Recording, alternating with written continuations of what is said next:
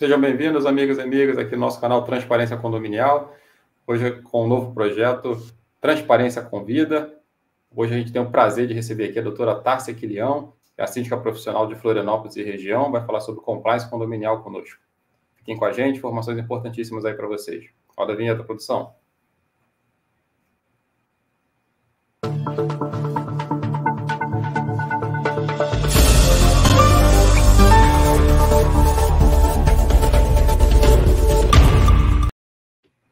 Olá, sejam todos bem-vindos a mais um vídeo aqui do Transparência Condominial. Hoje recebendo aqui, tendo o prazer de receber a doutora Tárcia Quilião, que eu vou então deixar que se apresente, enfim, e dizer desse projeto aí de compliance condominial.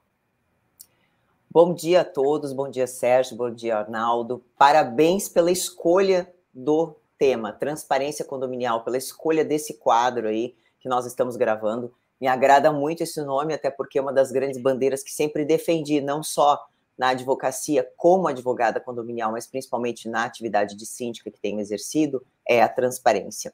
O meu nome é Tárcia Quilião, sou advogada já desde 2002, atuando na área condominial, no preventivo, orientando os síndicos a prevenirem os problemas, né? A maioria dos advogados que atuam na área condominial, eles têm aquela visão do contencioso. Eu sempre fui uma pessoa que tive uma visão de prevenção. Por quê? Porque eu entendo que os condomínios não têm caixa para despenderem com gastos de ações judiciais, enfim. Então, sempre fiz uma grande blindagem aos condomínios, os meus assessorados.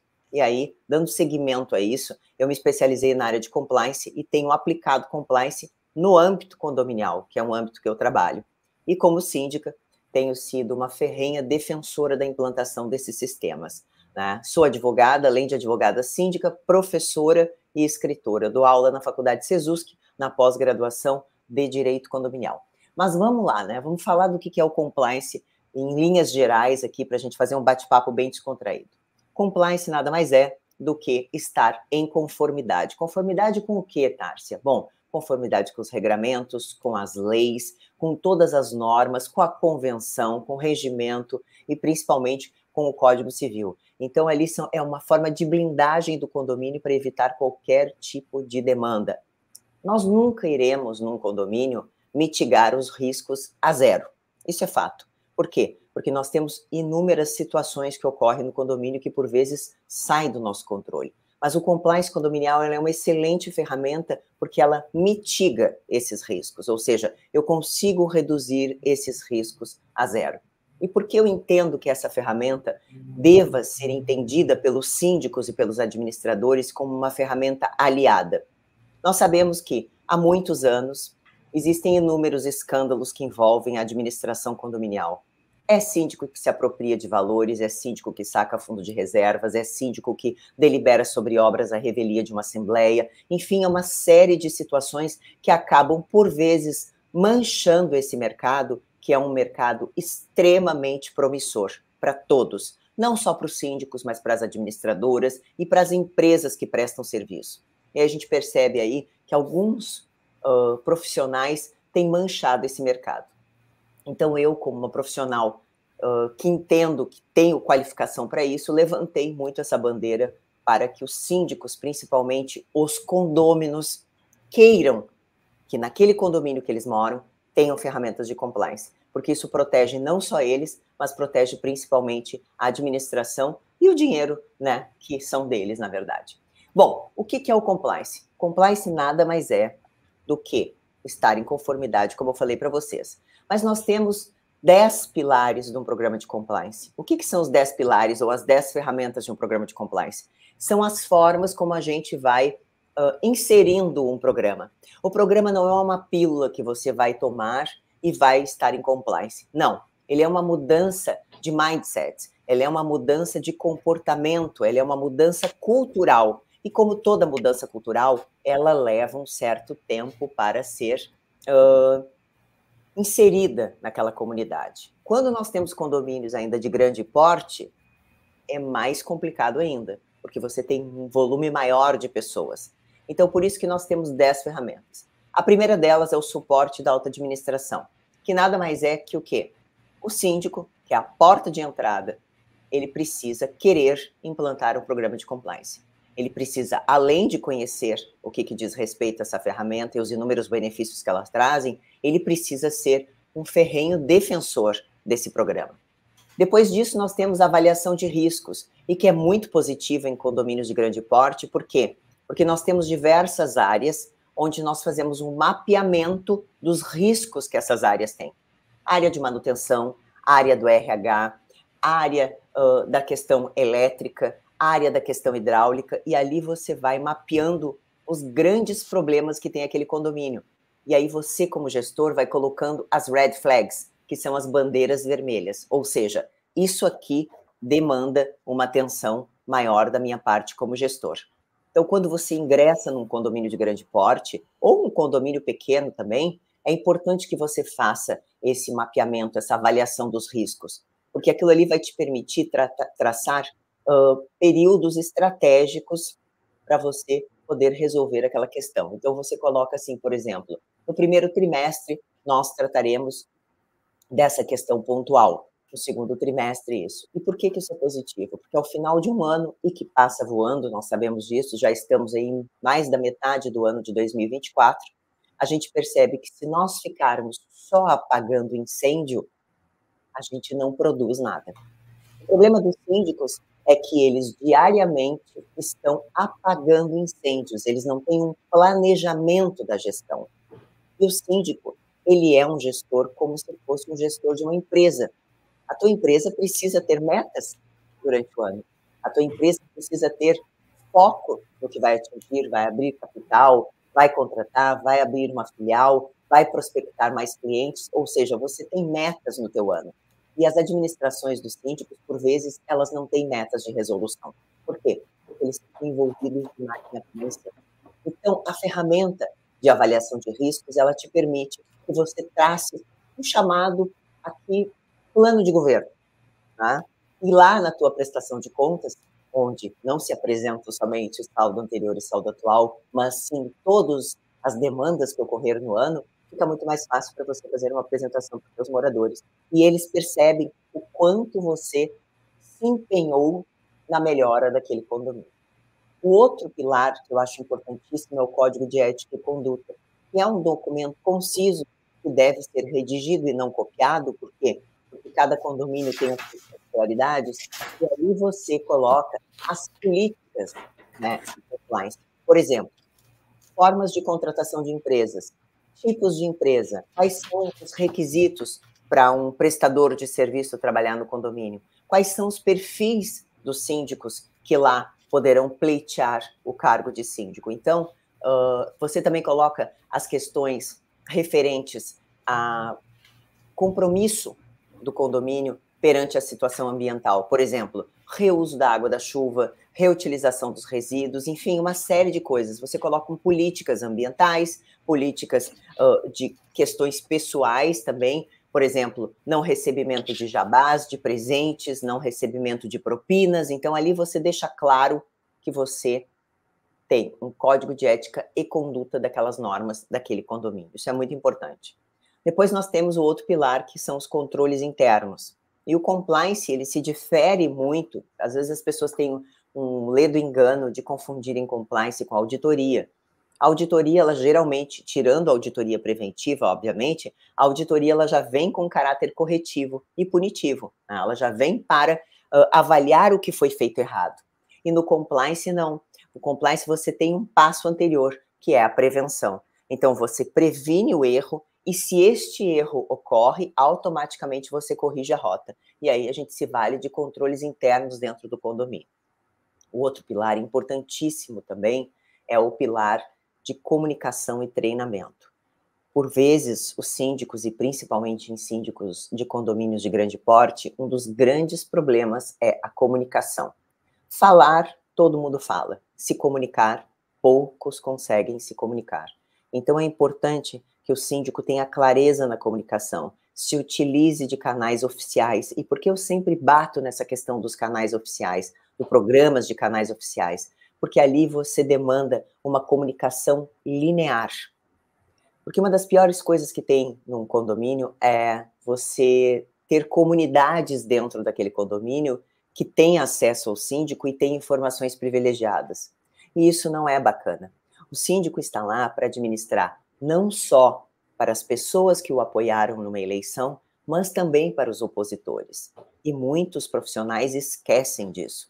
Eles vão para dentro do condomínio e só trabalham para os interesses dos seus apoiadores. E isso é um engano, porque ali você administra para todos. E a comunicação é uma boa ferramenta para acabar com isso. Porque você se comunicando de forma oficial, pelo canal oficial, através de um programa que você tenha dentro do condomínio, esqueça o WhatsApp. Eu sempre fui uma pessoa que tenho horror a grupos de WhatsApp de condomínio, porque eu acredito que ali se trata de tudo menos de condomínios, tem desabafos, tem brigas de vizinhos, enfim, é super improdutivo e também congestiona muito a cabeça do síndico. Então, tem um canal oficial, diversas ferramentas no mercado se apresentam como válidas para isso, e a partir dali você demanda todas as comunicações de forma linear para todos, para que você mostre que ali, no momento que os teus apoiadores, os teus opositores estão recebendo a informação no mesmo momento.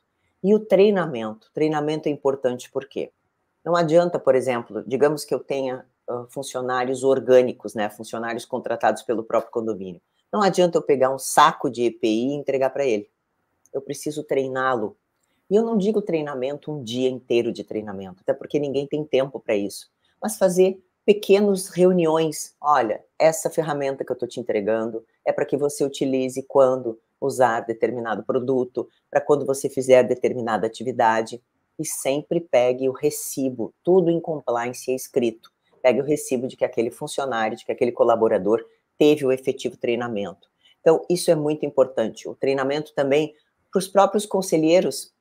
É importante, por vezes, você percebe pessoas interessadas em contribuir com a gestão, mas elas não têm conhecimento sobre o que é um conselho, sobre quais são as funções de um conselheiro. Então, o treinamento é bacana para isso, para que você oriente, né, pegue as instruções e passe para eles, olha, vocês como conselheiro fazem parte do meu braço direito, vocês estão aqui para me auxiliar, vocês sempre estarão sendo demandados quando vierem questões importantes e relevantes para a administração, porque o síndico ele precisa estar próximo do conselho, ele precisa compartilhar as decisões, ele precisa compartilhar as dores com o conselho.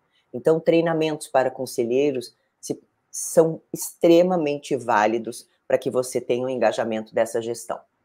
O outro pilar é o canal de denúncias, né? O canal de denúncias nada mais é que um canal terceirizado, não é o síndico que administra esse canal, e aí nós temos diversas empresas que fornecem esse tipo de serviço, onde ela garante uma isonomia, uma imparcialidade de quem está denunciando, que por vezes a denúncia pode ser contra o próprio síndico, e aí não haveria cabimento daquele síndico estar administrando o canal, né? Então é importante que seja terceirizado, para que as pessoas se sintam à vontade para encaminhar as suas denúncias, reclamações ou sugestões, seja lá o que for. Em alguns condomínios, às vezes é um pouco impossível colocar um canal de denúncias, mas aí o que eu penso, de uma certa forma, é criar ferramentas para que você possa estar mais próximo dos teus moradores, como, por exemplo, reuniões semanais, pontuais com os moradores, então faz um agendamento, olha, numa tarde de uma sexta-feira eu estarei atendendo essa comunidade condominial, se inscrevam, coloquem seus horários ali para conversar, porque isso aproxima a comunidade condominial do síndico, e isso é muito importante. O síndico ele tem que parar de ter medo dos moradores, né? Ele precisa parar de ter medo de realizar assembleias, né? Porque quanto mais assembleias ele realiza, e assembleias objetivas, pontuais, mais próximo ele está da comunidade condominial. Então, canal de denúncias é uma das ferramentas importantes para que essas pessoas tenham essa liberdade disso. Depois temos as investigações internas, e cada pilar ele tem uma razão de ser, né? Então, nós tivemos canal de denúncias e, obviamente, em recebendo uma denúncia, nós temos as investigações internas. E o que são as investigações internas? É nós avaliarmos o quão verdadeiras são aquelas suspeitas que está se levantando. Nós tivemos um caso num condomínio que eu assessoro como advogada na implantação de compliance, onde, há uns 4, 5 meses atrás, houve uma denúncia de que o zelador estava, de uma certa forma, se comportando de forma inoportuna com as meninas que faziam a parte da limpeza do condomínio. Ficamos observando, ligou o pisca-alerta, como eu sempre digo, o sinal amarelo, e ficamos observando. Não deu 2, 3 meses, novamente pingou uma situação desse tipo. Fomos avaliar a situação e realmente havia um caso de assédio dentro do ambiente de trabalho. E aí, nas investigações internas servem para quê? Você não vai prender ninguém, você não vai condenar ninguém, você simplesmente vai criar uma oportunidade para se aclarar os fatos. Até porque, depois que esses fatos estiverem aclarados, você deverá tomar uma medida, seja ela uma advertência, seja ela uma suspensão, ou seja ela uma demissão, no caso, ou uma substituição, se for um funcionário terceirizado. Então, é importante se ter esse acompanhamento, porque por vezes a gente consegue resolver problemas que lá na frente, lembram que eu falei da questão preventiva, a gente evita uma demanda muito maior. E você, como síndico, sabendo que algo está acontecendo lá dentro, reiteradamente, numa postura que é inadmissível dentro do condomínio, você, como gestor, precisa tomar uma posição. Você não pode simplesmente saber de algo e não fazer nada, não querer se envolver. Então, é muito importante as investigações internas, né? Sempre sugiro que as investigações internas sejam feitas com o conselho acompanhando ou com um advogado do condomínio, porque eu entendo que uma assessoria jurídica no condomínio preventiva é crucial hoje para os síndicos precisam ter uma assessoria jurídica preventiva e realizem essa reunião, essa entrevista, né, com essa pessoa que vocês querem aclarar os fatos. Passado isso, nós temos um outro pilar, que é a due diligence, que eu entendo como um dos pilares mais importantes na administração condominial. Por quê? Porque a due diligence, ela fecha as portas para empresas aventureiras. A due diligence é o quê? Conheça o teu parceiro. Eu preciso conhecer quem é essa empresa que está entrando no meu condomínio. Quem ela tem realmente capacidade técnica para prestar esse serviço? Ela realmente é uma empresa reconhecida no mercado? Quais são os feedbacks dos demais clientes dessa empresa? Muito boa antes de contratar, mas depois que contrata e recebe o dinheiro, péssima. Então, é importante nós termos essa investigação prévia das empresas, porque isso vai dando uma certa blindagem. Exatamente. Também podemos utilizar a due diligence para pleitear os candidatos a síndico. Então, quem é aquele síndico que está ingressando no condomínio? Ele tem boas referências? Quais são os condomínios que ele administra? Como está essa comunidade condominial? Como está a saúde financeira dos condomínios que ele administra? Ele é uma pessoa de uma conduta ilibada? Ele é uma pessoa idônea? Ele tem um nome a zelar? Porque hoje em dia, uma das coisas que antigamente se tinha muito, e eu falo antigamente porque fui criada por uma tia de bastante idade, então eu fui criada por pessoas idosas, né? E como toda pessoa idosa, tem os seus valores que acabaram se perdendo hoje em dia. E uma das coisas que aprendi e carrego comigo no meu coração e na minha vida é a importância do teu nome e da tua reputação. Coisa que hoje em dia parece que caiu em desuso, né? Ninguém está nem aí para isso. Então, é importante que você investigue essas empresas, a reputação dessas empresas no mercado, da mesma forma para os candidatos a síndico. Depois nós temos auditoria e monitoramento, né? Auditoria, eu entendo ser crucial numa gestão do síndico, é um aliado para o síndico. Principalmente em se tratando de condomínios de grande porte, eu entendo que a auditoria é o braço direito daquele síndico. Porque nós sabemos muito bem que em condomínios de grande porte, onde temos muitas pessoas, há muitos burburinhos. E quando você tem um condomínio que acaba tendo já um histórico de situações não muito positivas no passado, você está no alvo daquele pessoal, tá? Então, você tem que andar no sapatinho, como se diz, né? Então, nada mais interessante para aquele síndico implantar uma auditoria preventiva, para que ele fique calçado de que aquele encaminhamento, aqueles pagamentos, aquelas movimentações financeiras foram validadas por uma auditoria fora do condomínio, pessoas contratadas de fora. Então, e também entendo, né, que para os condôminos isso é extremamente benéfico ter um síndico que levanta uma bandeira de uma auditoria preventiva. Tá? Então, auditoria e monitoramento. O monitoramento, o que é? Implantado o programa de compliance, nós precisamos monitorá-los. Em condição parecida, por exemplo, nós vamos fazer uma dieta, vamos na nutricionista, ela diz assim para a gente, olha, daqui a 15 dias você me aparece aqui, para nós conversarmos. O que ela quer? Ela quer te monitorar, para verificar se realmente aquelas receitas que ela deu para você, aquele programa que ela deu para você de reeducação alimentar, você realmente está conseguindo cumprir.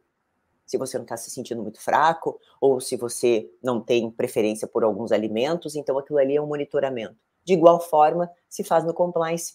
Você vai implantando as ferramentas e daqui a pouco você percebe que no perfil daquele condomínio, determinada ferramenta não tem sido útil, ou determinada ferramenta precisa ser mudada, porque nós sabemos que não existe condomínio igual. Nós podemos pegar um condomínio de 100 apartamentos e outro do lado de 100 apartamentos e um é diferente do outro. Nós temos uma comunidade diferente que ali habita, nós temos culturas diferentes que ali habitam.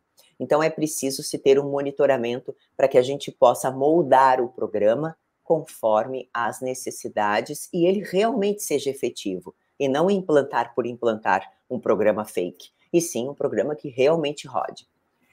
O último pilar que foi criado pelo meados de 2020 e 2021, em plena pandemia, foi a diversidade e inclusão. O que é a diversidade e inclusão? Se tem tido um olhar um pouco mais atento aos chamados diversos, né? E de que forma eles podem ser incluídos. E aí a gente leva as questões das pessoas com deficiência física, a deficiência visual, idosos. Por quê? Porque os condomínios foram criados para como se ninguém tivesse que utilizar uma cadeira de rodas, que se todo mundo tivesse 100% da sua visão, e a gente sabe que isso não ocorre, né? Então é importante os condomínios se adequarem a isso. E a pergunta que eu faço é, você, no teu ambiente condominial, como gestor, você tem criado situações e a estrutura, principalmente do condomínio, para essas pessoas? Será que hoje um cadeirante consegue ingressar no teu condomínio? Será que hoje uma pessoa com deficiência visual consegue ler, ou através de um regimento interno em braille, ou alguma outra ferramenta, ela consegue ter acesso às informações do condomínio? Então, isso são tudo perguntas que se faz quando a gente implanta um programa de diversidade e inclusão. Tá? Então, aqui são os 10 pilares, em linhas gerais, de forma bastante resumida, para que a gente tivesse uma visão global do que é o compliance, mas eu traria, além desses pilares, um dos grandes benefícios que essa ferramenta te traz. Primeiro, reputação de mercado. Segundo, uma autonomia funcional para captar mais clientes, porque no momento que você entende como a ferramenta funciona, no momento que a coisa levanta voo, que eu sempre digo, fica muito mais fácil. Né? Então, você consegue captar outros clientes. E os síndicos precisam entender que essa ferramenta não é uma ferramenta que vai travar o trabalho deles. Ao contrário, é uma ferramenta que vai acelerar o trabalho deles perante a comunidade condominial. E por fim, e não menos importante, né, é um diferencial competitivo. Porque hoje nós temos muitas pessoas que trabalham na área de sindicatura. Nas assembleias a gente percebe assim praticamente um leilão de síndico. Todos têm 10 anos de experiência, todos têm experiência em condomínios, têm isso, têm aquilo, mas poucos têm experiência numa ferramenta tão valiosa de administração condominial quanto o compliance. Então, é sim um diferencial competitivo que vai te gerar o quê? Novos clientes, prospecção de novos negócios, consolidar o teu nome no mercado, enfim, uma série de benefícios que aqui eu acho que a gente passaria uma manhã inteira elencando. Eu gostaria de agradecer imensamente a oportunidade de falar desse tema que eu entendo ser um tema muito relevante, muito importante. Fico muito feliz, né, de cada vez mais estar sendo procurada para tratar desse assunto, ou seja, a comunidade condominial está abrindo os olhos da importância desse tema, e parabéns, primeiro, pelo nome do programa de vocês, Transparência Condominial, e pelo convite. Ok, foi muito rico, né, de informação aqui, e eu fiz algumas anotações aqui de alguma sintonia com o que a gente vive no dia a dia, aí, fazendo trabalho de auditoria, tanto a auditoria que a gente chama de corretiva, quanto a auditoria preventiva, né? É uma coisa que a gente bate muito na tecla, que é o plano de metas. Por quê? Porque a gente a gente critica às vezes o orçamento de um condomínio, fala assim, está variando muito, você precisa o teu orçamento tem que falar com as tuas metas, não simplesmente pegar o orçamento do ano anterior. Quanto vai ser a inflação? Bota 5% e é o leilão de orçamento que a gente vê também nas assembleias, né? O cara faz um estudo lá, demora 2 meses fazendo um estudo, aí alguém vai lá e fala, não pode ser 8% porque eu tive 3% de aumento no meu salário, ou seja, vincula alho com bugalho, não tem nada a ver com uma coisa. Exatamente. E o orçamento tem que estar diretamente ligado com esse plano de metas, né? Porque até senão porque ele não sabe quanto vai custar. Exato, e até porque tu tendo um orçamento atualizado e um orçamento bem feito, quando tu percebe no primeiro, segundo mês que determinada rubrica está passando dos valores, é um alerta para que você tenha que adequar aquele orçamento, né? Porque a previsão orçamentária, eu entendo que ela não deva ser feita somente uma vez por ano. Se for necessário, ela deve ser adequada no transcorrer do ano. O que não pode ocorrer é o síndico começar a sacar saldos de fundo de reserva para pagar despesas ordinárias.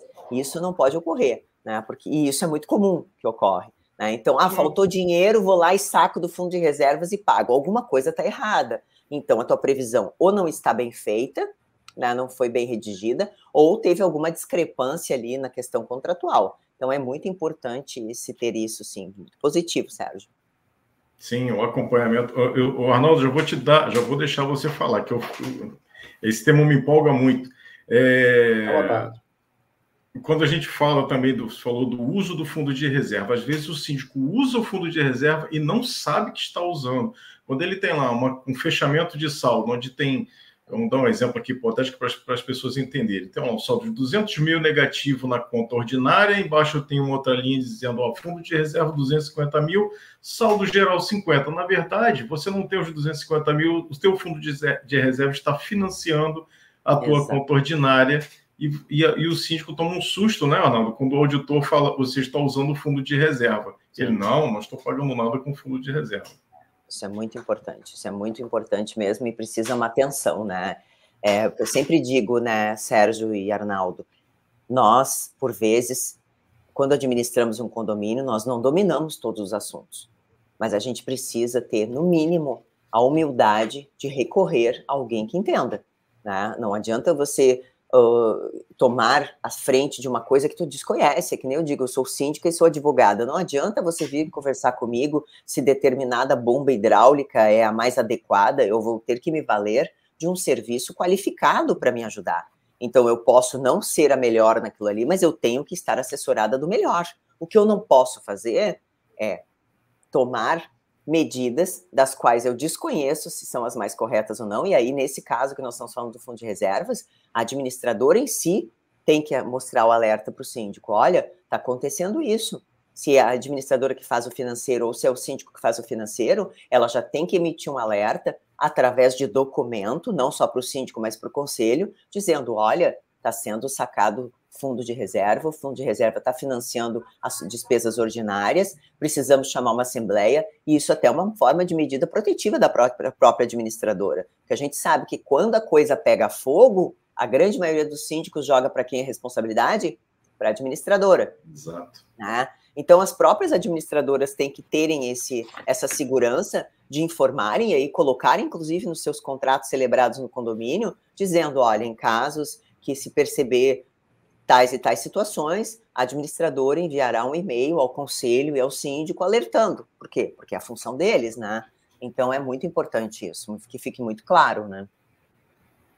Na verdade, o programa de compliance, né, tem uma suma importância. Ontem mesmo eu tive um exemplo no empreendimento, né? Claro, a doutora Tárcia colocou aqui que o síndico profissional acaba sendo um diferencial, né, para esse profissional que entra no empreendimento e coloca um programa de compliance.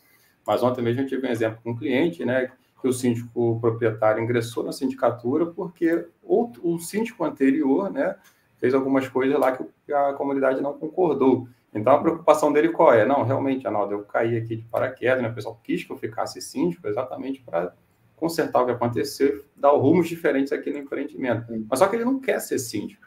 Ele quer, na verdade, que ele sempre... A gente recebe muito essa pergunta, olha, como é que eu faço, né?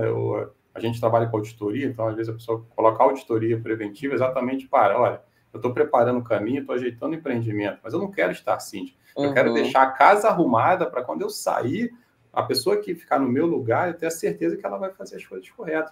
Exato. Então, você vê um programa de compliance, né, a implantação de um programa de compliance, essa expertise que a doutora Tárcia está colocando aqui, por exemplo, falou agora de uma cláusula que pode ser inserida no contrato da administradora para que ela faça o alerta, né? Muitas pessoas não têm conhecimento dessa possibilidade. Então, dá essa tranquilidade para a comunidade condominial. Então, achei muito importante essa questão da mudança da cultura, né? Então, claro que essa mudança de cultura é importante para passar para o pessoal que, o programa de compliance tem que ser implantado, tem que continuar, tem que ser medido.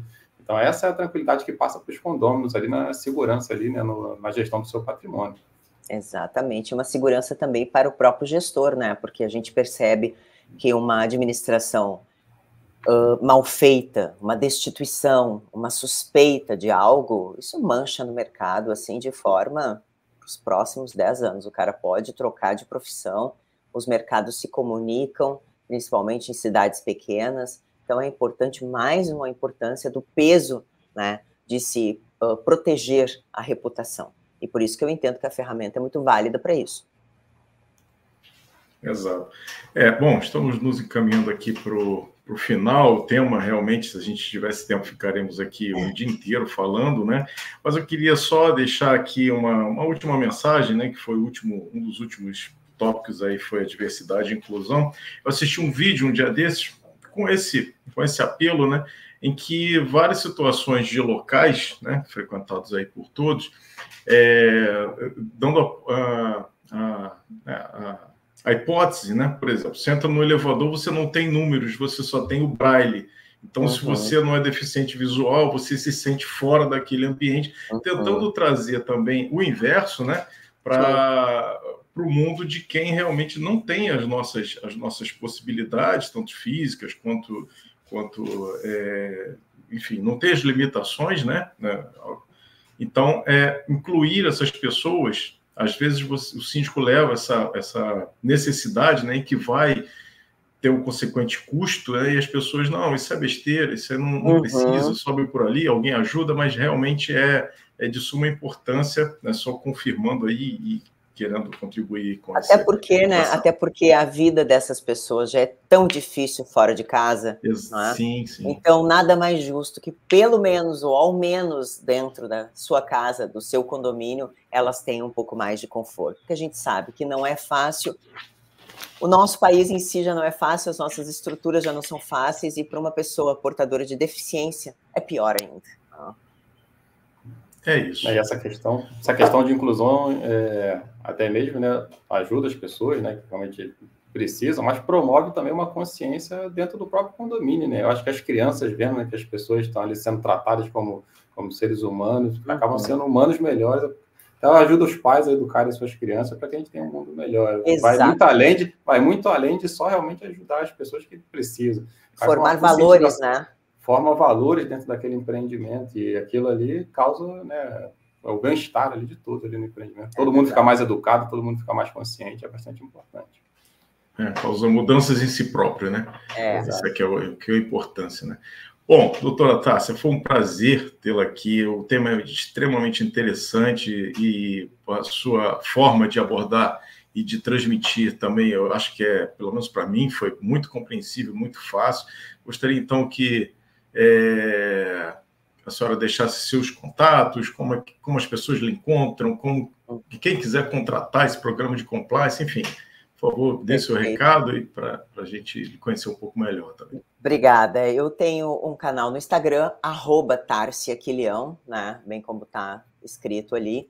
E ali eu tenho no meu link da minha bio todos os contatos, tem o contato direto comigo também, meu telefone, tem os cursos que eu ministro, as mentorias que ministro, as palestras que dou, enfim, tem bastante conteúdo, né? Tem inclusive e-book de compliance condominial, é bem bacana. Então, pode ficar à vontade, me procurar, manda direct, que a gente está sempre respondendo ali pelo Instagram. Doutora Tárcia, muito obrigado. Foi uma verdadeira aula. Obrigada. Prazer conhecer, aprendi muito também. Que bom. Espero que continue o belo trabalho aí, que a gente consiga realmente trazer a profissionalização e melhores condomínios aí para todos aí. Isso aí, muito obrigada pela oportunidade, desejo sucesso a vocês, desejo sucesso ao canal e até uma próxima. Até uma próxima, pessoal. Até uma próxima. Tchau, tchau.